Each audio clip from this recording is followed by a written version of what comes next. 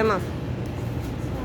بسم الله الرحمن الرحيم، والصلاة والسلام على المبعوث رحمة للعالمين من قاعة الجوهرة الفردوس. نحييكم في جدة، واليوم بإذن الله تعالى سنقوم بعرض أزياء تراثية في المملكة العربية السعودية والحضرموت، أزياء من الحجاز ومن حضرموت ومن عدة مناطق من المملكة العربية السعودية. تنظيم وتنسيق الفنانة التشكيلية الأستاذة فوزية القسمي. وإن شاء الله تكون ليلة سعيدة وسهرة سعيدة. ونشكر الأستاذة فوزية على اهتمامها بالتراث وبالحضارة.